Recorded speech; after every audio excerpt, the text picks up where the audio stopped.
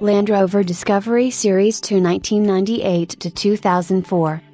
The Series 2 Discovery debuted in autumn 1998. Land Rover promoted that the Discovery Series 2 had been modified with 720 differences.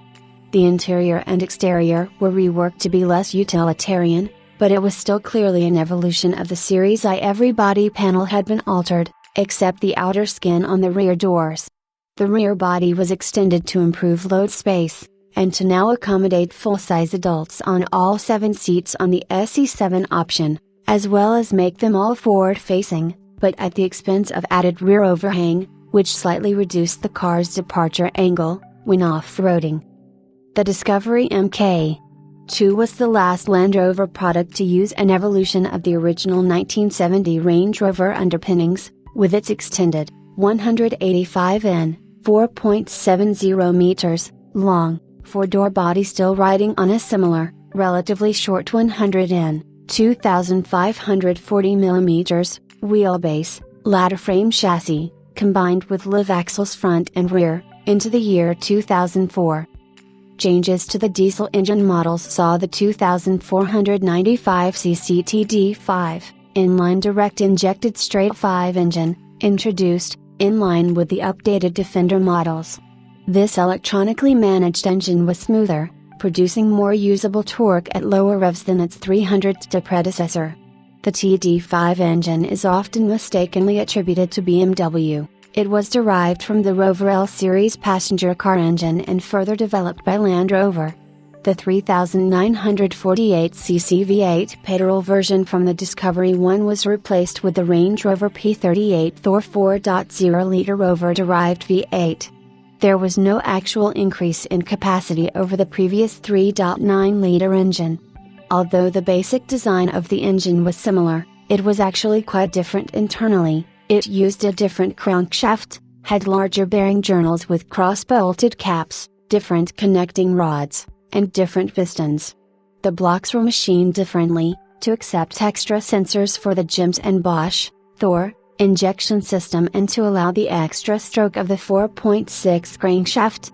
For the 2003 and 2004 model year, Discovery 2 they changed to the 4.6-liter V8, though the 4.0 continued as the only V8 option offered in the UK.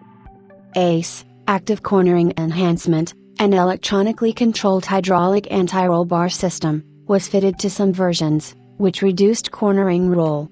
A pair of accelerometers are used to detect the angle of body lean and to instruct the ACE computer to counteract these movements by applying pressure to the vehicle's torsion bars via actuators which are hydraulically controlled. On the Land Rover Discovery, the ACE system can counteract up 1 gram of lateral acceleration in less than a tenth of a second, thus helping the vehicle become more stable and responsive during hard cornering.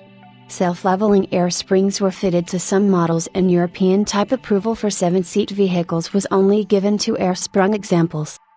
The locking center differential was still fitted although the actual mechanism linkage was not on the early Series 2 production, as Land Rover believed that the traction control system and newly developed hill descent control system would render it redundant.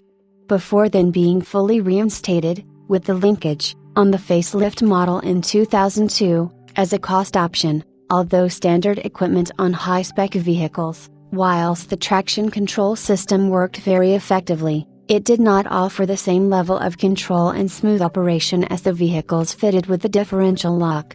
Customer demand saw the diff lock controls fully reinstated on UK and Irish models, and aftermarket kits are offered by several vendors for those vehicles which were produced with the lock, but not the linkage. The US version was available in 3 trim levels, S, SE, LT and HSE, the SE, LT and HSE having a 7-seat option, SE7, LT7 and 7. The facelift models are easily identified by new pocketed headlamps, which match the Range Rover and facelifted Freelander models, as well as redesigned turn and brake lamps on the rear of the vehicle. The indicators were moved from the bumper to the high side fixtures. The earlier Series 2 models could in turn be easily distinguished from the original Discovery by the position of those stoplight fixtures above the window line. Earlier models had them below, and by the replacement of paddle door handles with the current sort. The Series 2 also differs slightly in dimensions. A small number of Discovery 2 commercial models were produced by Land Rover Special Vehicles, this time based on the 5-door body shell but with the windows rendered opaque to give van-like appearance and security.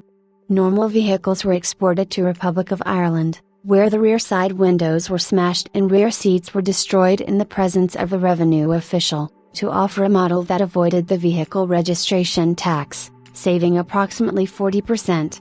The UK commercials came with rear self-leveling suspension as standard, an option that has in the main been deleted from these vehicles in subsequent ownership due to reliability issues.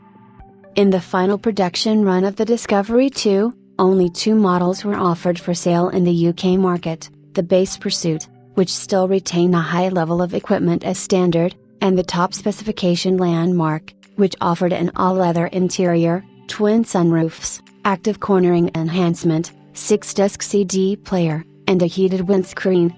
The final vehicles left the production lines in late May 2004 to make way for the all-new Discovery 3, LR3, models.